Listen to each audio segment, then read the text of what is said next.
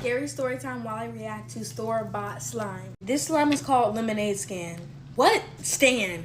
It's been so long, y'all. Hunter and his friends were planning a weekend getaway trip at this old lake. Now, there had been rumors that this lake was haunted, but of course, Hunter and his friends... Open. Oh.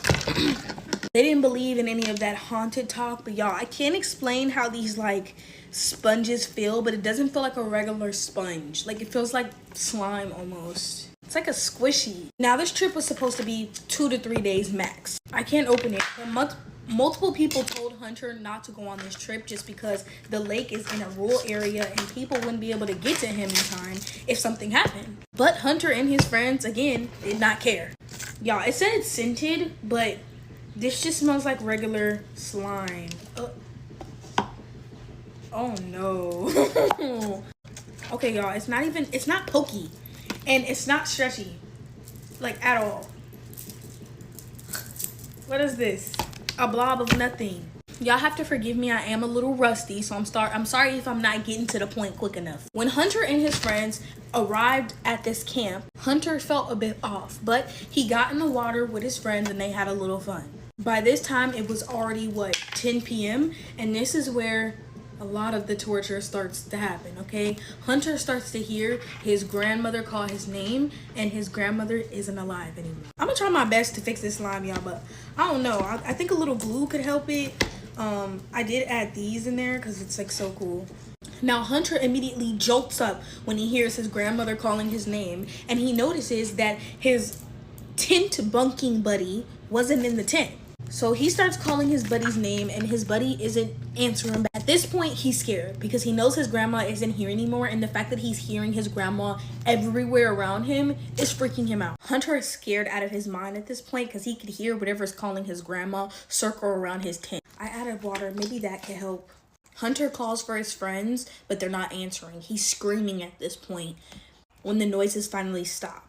He opens the tent and there he sees it. About 20 feet away from his tent, he sees something tall and black with no eyes and a large jaw that's like hanging. And then he sees his friends, all of them lined up one by one, unalived, not here anymore. It didn't matter how loud Hunter screamed because no one could hear them. They were in the most haunted part of the forest. No one went over there. Everyone warned them and they still didn't listen. All night, Hunter heard that monster eating on his friends. And not only could he hear that, he could hear the voices of everyone in the forest screaming, crying. He could hear his grandma, and he started to go crazy at one point. Hunter didn't think he was going to make it out alive.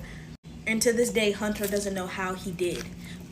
He doesn't have an explanation. He just says he hopes people can believe him because his friends went missing in a popular national forest. People told him that it was haunted and they went anyway. This slime, if I had to rate it, I'd rate it a 2 just because I don't even know. Like, I can't even tell you why. This slime had so much potential though. I tried everything. I added more glue. I added water. The last thing I'm gonna try is lotion. Cucumber melon, because this is not scented, it lied. Okay. Do y'all think it's gonna work or no? Let's see. Oh, no. Now this looks more like lemonade, but oh my gosh, my camera's dirty. I'm sorry, y'all. It didn't work. It didn't work. So this is definitely a 1, actually. The only good thing about that slime was these little foam balls that aren't really foam balls. I don't even know what they are, but they look cool. Well, that's the end. Scary story time while I make Christmas theme slime. Get your money's worth. Get your money's worth and what? Let it drain. Y'all already know it's been too long. We're gonna be making snow slime, okay? Now, Kylie had an irrational fear of darkness, the woods, anything like that, right? But she would go hiking, you know, she would go on trails, but she would never camp. Her sister August was the opposite of her. She loved camping, she loved darkness, she loved all of that. So one day, August is trying to convince Kylie to go camping, but Kylie not having it. She not rocking with that idea. Especially because August wants to go camping in the middle of freaking nowhere. No internet service, no nothing. She just wants to go remote camping. So both of their birthdays are coming up, but Kylie's birthday is coming up first. So August is like, girl, like, you need to get over this fear. Let's just go camping together. It's not going to be that bad. And so what does she do? She agrees. I hope this activates. Like, I'm praying.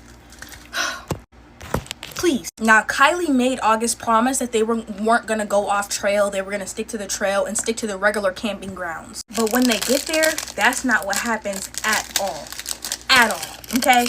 They have been hiking for hours at this point. Kylie is tired. It's getting darker. And August is assuring them that they're almost there. But Kylie's also noticing that they're getting further and further away from the campsite where everyone else is at. At this point, Kylie's starting to realize that something's up with her sister and her sister's not acting normal. When they get to their campsite, it is this abandoned house in the middle of freaking nowhere. It's an abandoned mansion, okay? The first thing that Kylie noticed is like these demonic symbols all over this abandoned mansion. But her sister is still trying to reassure her and tell her everything's okay, nothing's wrong. So now we're gonna make the snow. August told Kylie the only reason why they were staying in the abandoned mansion is because there was a storm coming and it was supposed to rain that night. So obviously Kylie is a little thrown back, but she's like not as alarmed as she regularly would be. Y'all, I don't know how much instant snow I need. Like, oh my gosh. They set up camp in the mansion, they eat their food, and this is where everything goes left. I have to put this in the bowl because like it's not like it's just gonna overflow out of here. While Kylie is eating her food, she's starting to feel extremely weird. Like she's starting to feel dizzy, she can't really speak, and she just passes out. When homegirl finally wakes back up, she's tied up and something's over her mouth. She's looking around to find her sister, and guess what? Her sister's not next to her, okay? Actually, her sister's in front of her. Her sister's in front of her with a large object. Her sister is basically telling her she like hates her and she wishes that she would just because their parents like always choose her for everything. Y'all, I don't know if this is gonna activate. I mean, it looks like it is, but August is jealous of her sister because her sister gets more attention than her. So she was planning to her, basically. So she's talking to her and she was actually not even just planning to her. She's planning to do a demonic ritual. Hello? And she tells Kylie this while she's sitting up tied up crying. She tells her, I promise you I hate you. All this ugly type of stuff, y'all. The only thing Kylie could really do at this point is pray, because guess what? August is coming and going. She's not staying at this demonic mansion with her, and Kylie is starting to hear things. She's starting to feel things touch her when no one's there, okay? So at this point, Kylie's boyfriend knows something is up because he hasn't heard from her, and technically she's a missing persons now. So they go, the police, everyone is doing a mass search for her, right? So Kylie's boyfriend is like, there's an abandoned mansion in the woods, like deep in the woods. It's probably like a mile or two away from here. I'm gonna go hike to see if she's there, right? When he finds her, she's bruised. She's what's that word? She's not in it. Like she's been tied up for 3 days, y'all. Barely any food and water. And guess where August is at? August is soaking up all the attention that her parents has given her because their other daughter is missing. I'm gonna add some more of these green things in here because I feel like the slime is definitely eating, y'all. I don't know. I feel like I ate. So when she's found, an investigation is obviously takes place, and they find out that August, she had this whole entire thing planned. They search her room, and she was literally going to unalive her sister that same day that her boyfriend found her. So how creepy is that? Like always, when story times are sent in to me, I cannot tell y'all if these are real or these are fake. And a lot of people, I feel like they do send me story times that they find online somewhere, and that's completely okay. Like if you just find a story online and you want me to tell it, send it to me. Scary story time while I fix store-bought slime, period. Get your money's worth in what? Let it dream.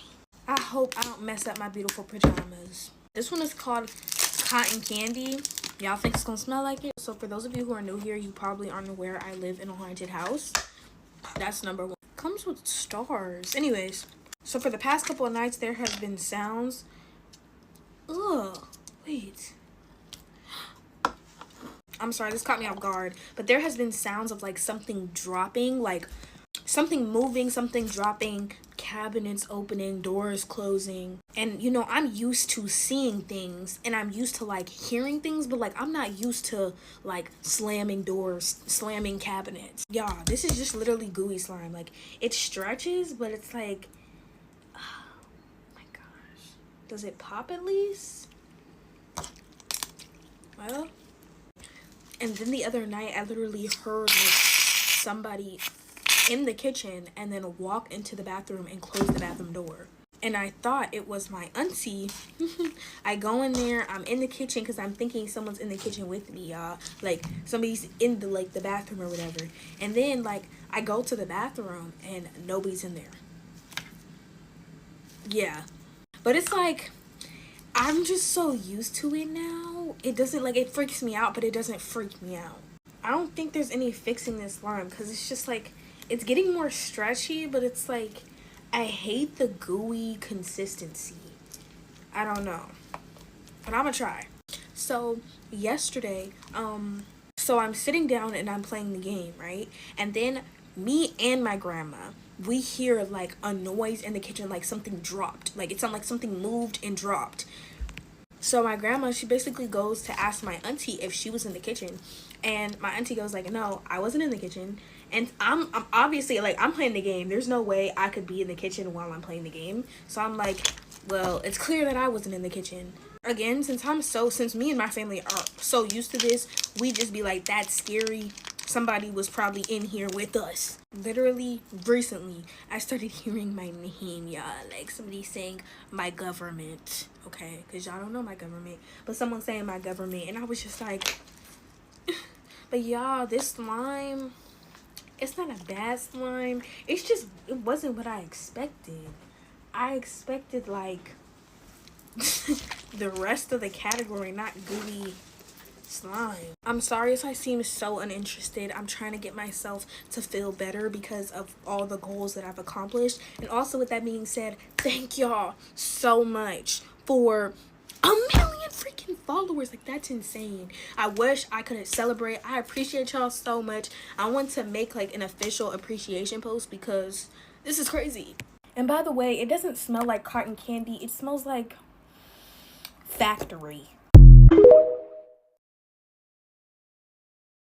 Scary story sent in by my fans while I fixed store-bought slime.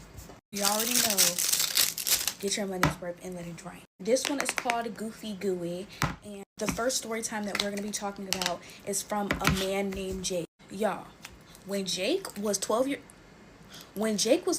old, him and his family moved to this old house, right? It was, sorry for the faces, this slime just feels really weird. Moved to this old creaky house that would just make weird noises 24/7. Now they brushed it off because hey, the house is old, you know, old houses make weird noises.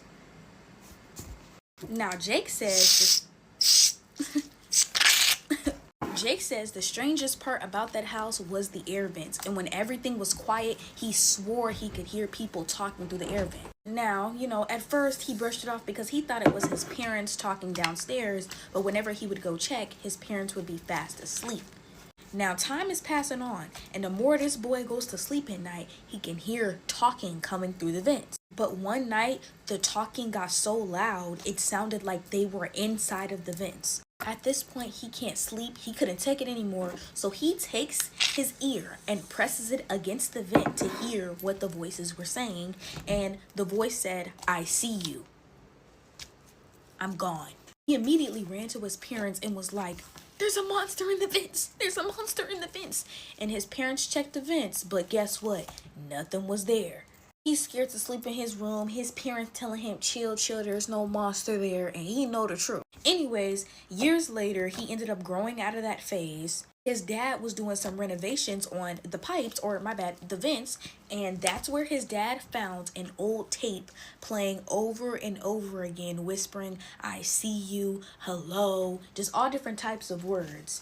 2 months later, they moved out of the house. Y'all, unfortunately, I make this slime okay, so I didn't make this slime stretchy, but it definitely feels different, but it's just not activating or fixed, so this is a fail. The first fail of the series. Honestly, maybe I just needed to let it rest. Who knows? Next story. This one is called Ice Cream Fluffs, and it's from the Dollar Tree. By the way, all these slimes are from the Dollar Tree. This story was sent to him by a woman named Tyler. Tyler and her friends had the grand idea to go to a remote wooded area with no cell service or nothing, just because they wanted to get away from the people. Now, on the first night, everything went nice, everything went cool, you know, there was no issues. This slime honestly isn't broken, it's just quiet. On the second night, the usual, they built a campfire and decided to tell scary story times. But in the middle of one of her friends telling the story time, they heard walking. No, not animal footsteps or human footsteps, but like slow footsteps. I have an issue with putting too much shaving cream. For some reason, they decide to say, "Hello? Is anyone out there?" Don't know why, but that's what they decided to do, and nobody answered. So they decided to say, you know what? It was our imagination. We imagined that. We all five of us, sat by this fire and imagined footsteps walking up to us. So they decided to call it a night and go to sleep. With that being said, around 3 a.m., she wakes up to the same footsteps. And her friend is in the tent with her and is like, "You hear that?" And she says, "I hear that." Now, at this point, all of the friends are up because the footsteps are so loud and it sounds like it's coming from all around them. And they're like talking to each other through the tents. And then out of nowhere, they start to hear humming. Look, guys, listen. At this point, they just have to wait the musical out because they decided to go to a wooded area, a wooded remote area where nobody goes with no cell phones. How cute is this? Oh my gosh. The humming goes on for what they say felt like an hour, and it's just humming, and it's getting louder and louder and louder, and all they could do was put their heads under the blanket, okay, and wait till dawn. But guess what? It's not over, because one of the girls ended up falling asleep and wakes up screaming bloody murder because in her dream, okay, I'm getting goosebumps. In her freaking dream, the humming was literally just it humming her name, like her saying her name over and over and over and over again. So at this point, they decide to pack up. They leave the tent. They just bring everything they need, they stuff, they belongings. They leave the tents and they book it towards the car. And to this day, they don't know what the humming was. They didn't see nothing. All they know is it was humming, and one of them had a bad dream. Not trying to be a professor here, but don't ever go to the woods with no cell service, no way of contacting someone if something bad happens to you. I don't know. That's just a hunch. For those of you who want longer versions, I will be posting YouTube videos of me basically making slime while telling scary story times that my supporters have sent me. I'm actually posting one tonight, either tonight or tomorrow. Look out for that.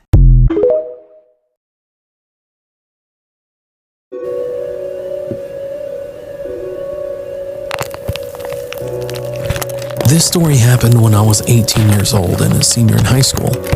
It was an ordinary night. My dad worked the night shift, so we all decided to sleep in my parents' room. I was with my younger brother, who was 15 years old at the time, my younger sister, who was 11 years old, and my mom. My parents' room was a small, purple, square-shaped room, which also had a bathroom. The bathroom's door was across from the bed. My younger brother and I slept on my parents' bed while my mom and my younger sister slept on the floor. Before sleeping, we all had a short conversation, and after that, we went to sleep at 9 p.m. At 2 a.m., I was awakened by a strange sensation. As I opened my eyes, I had my eyes fixed on the bathroom door, which was cracked open.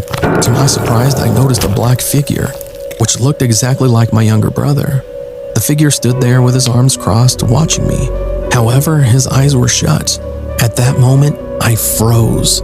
I couldn't move from the bed, and I was scared that if he opened his eyes, he would have red or bloodshot eyes. I decided to quietly turn my head to the other side of the bed to see if it was indeed my brother. My heart sunk to my stomach when I realized that my brother was sleeping right next to me. So many thoughts kept racing through my head. Who is this person? Why is he here? How could he look exactly like my brother? I tried as hard as possible to sleep and ignore what I saw. A few minutes later, after opening and closing my eyes, I was shocked to see that the figure was now standing above me, still looking right into my eyes with his eyes shut. My eyes were wide open from the shock. I felt like I was going to die from a heart attack. I felt as if he was starting to open his eyes, which scared me and caused me to close my eyes and force myself to sleep. Forcing myself to sleep worked, and the next thing I knew, it was morning. When I woke up, I headed to the living room and saw my mom. After holding it inside for a bit, I gave up and told my mom about the incident. I almost froze when she said she saw the same exact figure and witnessed what happened. It was terrifying. We both saw the same black figure that looked exactly like my brother. It was as if he was my brother's twin. We lived in that house for 2 more years until we finally moved out. After the move, we told my dad about this story because he doesn't like hearing creepy stories, so we kept it a secret until we moved. He surprised us by saying that we were not alone. He saw some strange things in that house as well.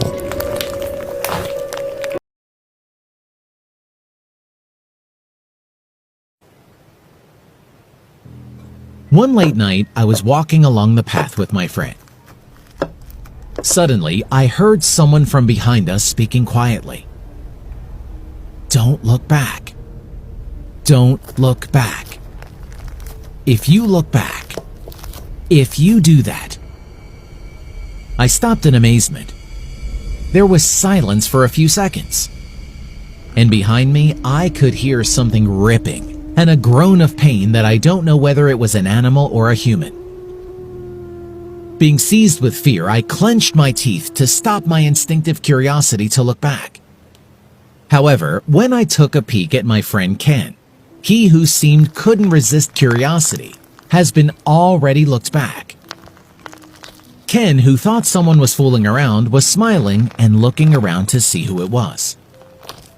Although we couldn't see around it because it was dark already, he seemed to think it was no big deal. Just then, I heard someone scream, "If you look back, you are going to die!" Something flew in and stuck in Ken's body, and a moment later, he fell to the ground groaning.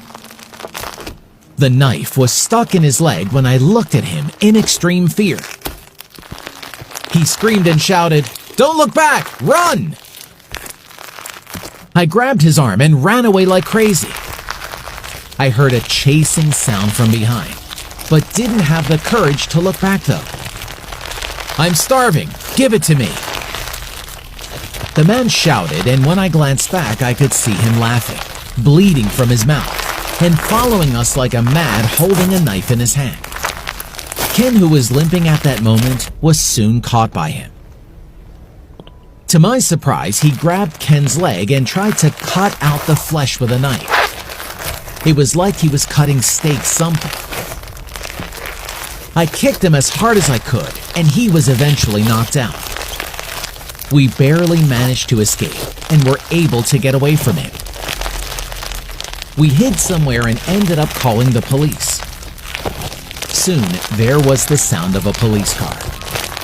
I took a look at Ken's condition, and his leg's flesh was torn apart. When I asked him what had happened, Ken then replied in pain. The moment Ken looked back, he saw a homeless man who was eating something alive raw. And that man threw the knife he was holding at Ken when he met his eyes. The police later arrested him and also found a man whose flesh had been torn apart from his entire body. It turned out that man was eaten alive. Barely breathing, he eventually died on his way to the emergency room. The victim, who was drunk, fell unconscious on the floor at the time and was eaten by a homeless man. I still can't forget Ken's deathly pale face. If I had failed to run away that day, I might be lost some part of my body too.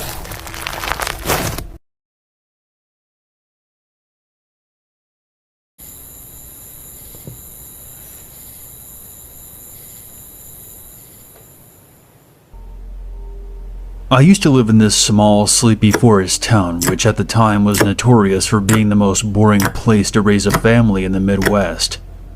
That never bothered me very much. I liked the isolation and the privacy, and the knowledge that those late-breaking violent stories you hear on the news would never involve us. I lived about a minute away from a large open field, where I could easily walk for about 15 minutes without ever having to set foot on concrete. One day last summer, I was taking my dog Oscar for a walk across the field, pretty early in the morning as I usually did.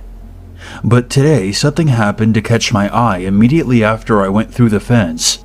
About 15 meters to the left of the entry gate is an old fishing pit that was surrounded by overgrown bushes with barbed wire. So I heard something rustling from the undergrowth. and I stopped to investigate. I noticed the outline of someone standing under the shadows of the trees, staring at me without moving. Completely taken aback and slightly unnerved, I decided to just keep walking my dog as if I hadn't seen anything. I usually play music on my phone, but after that chilling encounter, I had no intention of doing so, just in case that person decided to try and come at me from behind. After walking for another 15 minutes, I completed my loop around the field and was making my way back when I noticed a tall man walking from the grassy area around the fishing pit to the gate.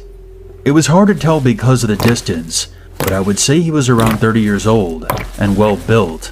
I made sure to keep my distance and decided to play fetch with my dog for a while and give him time to leave, as my gut feeling was telling me that it wasn't a good idea to approach him. After a short while, I made sure the coast was clear and called my dog back over to me and reattached his leash. As we were making our way out of the field through the gate where we originally entered, Oscar started pulling at his leash and sniffing around the bushes where I had first noticed the silhouette of the man. I tugged at the leash and called my dog's name, but he refused to obey, which was strange because he usually didn't give me any trouble. I walked towards him to grab his collar, nervously scanning the area again for the strange man, when I noticed a piece of blue cloth on the other side of the barbed wire divider that surrounds the fishing pit. I tied my dog to a nearby stump, carefully climbed over the fence, and went to investigate. This next part is very difficult for me to recount, because while a part of me is pleased my actions that day brought light to a violent crime and brought closure, however horrific, to someone's family, another part of me wishes I had just been less patient and kept tugging at my dog, because the nightmares have yet to stop. There was a body of a young girl covered in bruises all over her face and lacerations to her wrists. Fresh blood was pooling under the gash in her neck. Her eyes were all puffy, like she had been crying for a very long time. I couldn't even begin to imagine what she had been put through. After calling the police, I sat by the gate and waited what was probably only about 8 minutes, but it felt like a lifetime. Even though I obviously knew she was dead, when I overheard the ambulance attendant confirm it, I threw up all over the grass. The police tried asking me questions, and I told them what I could recall about the stranger, while my dog whined and tried to nuzzle me while I sat on the grass. A week later, I read in the newspaper that the young girl was a 12-year-old named Megan that had gone missing no more than 5 minutes away from my house. She had been sexually assaulted before being murdered. After 3 months of continuous searching, nobody matched the vague description of the man I had given the police. More than a few times, I've noticed people in my own town giving me sideways glances that feel more like suspicion than pity, and that's almost more than I can bear. Please just remember to keep things in perspective, no matter how shitty a day you're having. However many trivial inconveniences you have to endure, you were at least lucky enough not to have found a dead child while enjoying your daily routine. My thoughts and prayers go out to that poor girl's family.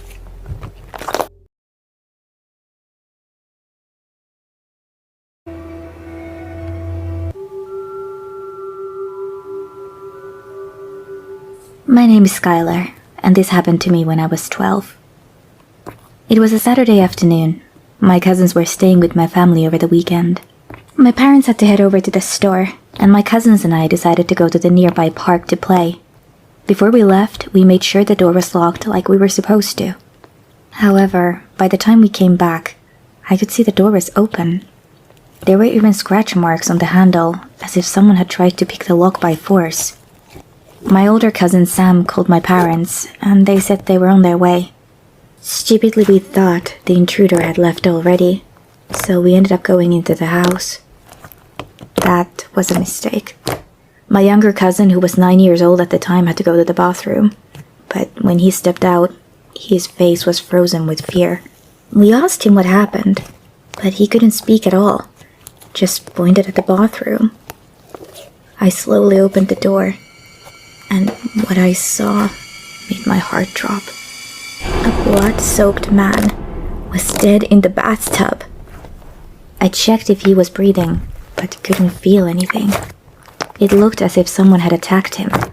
My cousins and I started panicking, realizing that there must be a second intruder somewhere in the house. We cowered together in the living room and waited for my parents. When they finally arrived, they called the police right away. During their investigation, they found out that those two men had escaped from a mental hospital nearby. It turned out that they were both trying to rob my house when one of the men lost his mind and ended up killing the other. From that day on, my parents never dared leave me home alone. I always double-check the door before I leave. Now I'm 15 years old, and my family has moved to Florida. However, I don't think I will ever forget the memory of that dead man in our bathtub.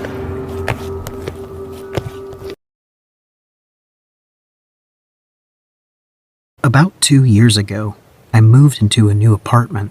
The walls were very thin, and because of the fire safety laws in my city, my bedroom had one window which led into the living room and none with outside access. The window will be important later. It was 3 bedrooms, one for me, one for the master tenant, and one spare, which at the time was rented out by a pretty friendly guy. Well, friendly guy had issues with his work visa and had to move back to Canada last minute, leaving us about 2 weeks to find another roommate. Our quickest and easiest option was Craigslist. Due to my work schedule, I had no part in the selection process, but was content when the new roommate moved in a little later. He seemed a bit off, but friendly. He was a very tall, large guy, but pretty quiet, and not someone I wanted to go out of my way to hang with, but was okay to be around and be cordial with. About 2 weeks into his move-in, the master tenant left for Hawaii, leaving him and I alone in the home for the month-long duration of his stay. For the first few days, things are normal. All of a sudden, about 4 days into the trip, I am woken up at about 8 a.m. to a frantic knocking at my door. Roommate, we'll call him Kyle, is standing there when I open up, looking frazzled. He looks me dead in the eye and says, "So, do you want me to tell you what went on last night?" To which I was shocked and confused because I had come home from work at about 9 p.m. and immediately showered and went to bed. I explained this to him, and he tells me that he heard me screaming and arguing with someone in my room, that he saw me in the side alley out the window arguing with our landlord, whom I'd never even seen at that point, that he heard people coming in and out of our house. I tell him no way, none of that ever happened. After staring at me for a little longer, he leaves and doesn't bring it up again. The next morning, I wake up to the same thing. This time he says he saw me arguing with my boyfriend. I was single at the time, had seen me talking with our other roommate, who's in Hawaii, and asking me for the badge number of the officer I'd spoken to, since he had apparently seen me talking to a bunch of police as well. This time I get angry and more or less tell him to cut this shit out because I'm not doing anything and don't know what he's talking about. He gets a weird look on his face and says, "I think I had a seizure in my sleep. The next time it happens, call an ambulance," and leaves for a bit, only to start knocking again about an hour later, and when I open up, Kyle repeats the exact same story verbatim. This happens once more before I tell him to leave me the fuck alone and leave for work. I go to work as normal, and I'm reluctant to return that night, but I'm too tired to switch to an alternate location. Big mistake. About 1 a.m., I wake up to slamming doors. Kyle is pacing back and forth between his bedroom, the living room, and out the front door, walking in and out of each room, turning the lights on and off, mumbling angrily and slamming the doors. I can see his figure pacing back and forth through the frosted window in my room that leads to the living room. Since my room is dark, he cannot see inside. Suddenly he screams, "I can't live like this. Why are you doing this to me?" I think he's on the phone and don't respond. A few minutes later, he screams my name repeatedly, and I realize he's directing it towards me. I knew I had to get the fuck out of there, so I very quietly creep out of bed and start getting dressed and packing a bag of clothes for work in the morning. I am almost done when he screams, "I hear you," and charges over to my room, slapping the wall next to my door but not touching the door itself. I look towards my window and see his shadow lean all the way forward, pressing his ear against the glass. I was fucking terrified and sat completely still, unmoving. He eventually screams my name again and moves away from the window, and I hear him start pacing between rooms again. Now, my shoes are kept on a rack outside my door and not inside my room, so I know that when I leave I'm going to need a moment to put them on. I decide to wait until his pacing takes him out the front door again, at which time I plan to grab my shoes, put them on, and run. As I'm formulating this plan, the pacing stops. He screams, "Do you want to fucking fight about this? Come out right now and we'll fight, I swear to God." I'm very small, 5-foot girl, and this guy is easily 3 times my size, so I'm definitely not looking to fight, thanks. After a few minutes, he turns off all the lights, and I hear the door to his room open and close, followed by silence. I wait for a moment to be sure I can't hear any movement, and then decide to take my chance. I took a breath and pulled my door open quickly. I step out and grab my shoes before I look up a second later and see him standing shirtless with just a pair of boxers and sock on in the dark of the hallway, his arms slightly outward in an awkward position. He says in a low, calm voice, "Ma'am, we need to talk." That was a hard no from me, so I grab my shoes and run out the door with them in hand. I run about half a block barefoot before I stop to put them on. When I look back, he is standing in the porch light of our front door, watching me run, but not moving. Luckily, I had a friend who lived 2 blocks away, and I had their spare key, so I let myself in and crashed there for the night. And that's where I stayed for the next week or so while we worked out things with the master tenant, and Kyle agreed to move out within the week. He says he doesn't remember anything that happened, or wasn't sure if it was real or not, but if I said that's what went down, then it must be real. The day Kyle left, he sends me a photo of the house keys sitting on the table and says, "I'm out." Nothing else. I take a friend over there with me to scout it and ensure that he has actually left. When we get there, we discover that not only had he left a ton of food and furniture, but he had ripped all of the fire alarms out of the ceilings. He had unscrewed and removed the deadbolt to the front door and left them lined up neatly on the front table. We then realized that my front door can only lock by using a key from the outside, and that it had been locked when we arrived, meaning Kyle still had a key. We called the locksmith immediately. Even after changing the locks, I was still terrified to stay there alone afterwards and never went to sleep at night without barricading the doors with chairs and other furniture. To this day, I still fear for his safety. He was obviously psychologically unstable, but also wonder what could have happened if I hadn't been as lucky as I was.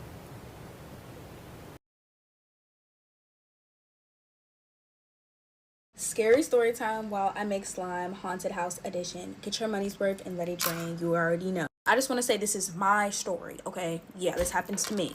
Also, thank you guys so much for 800,000 followers. Like, what? Now, for the newbies, I've been experiencing paranormal activity since before I could even walk, in all honesty, okay? It's always been in my life. Now, for the past couple of weeks, I haven't been able to sleep at night unless I'm near my grandma and she reads the Bible to me. I don't know what that's about, but I just feel like somebody wants to me and somebody's watching over me while I'm sleeping. I don't brush things off like this, so I have not been able to sleep whatsoever because I feel like somebody wants to get me. So with that being said, about like a week ago, I started seeing this black figure like across the room from me, and it would appear like every so often, not that often, but like I would see it every once in a while, and it wouldn't really freak me out, but it's like, I see you, like I'm looking at you. Okay, y'all, so I found the top, and I'm honestly gonna say, like, it's playing peekaboo with me. Like, I hope you know I could see you. And it wasn't freaking me out until like 2 nights ago. I was literally up playing the game, the lights are off, I'm minding my business,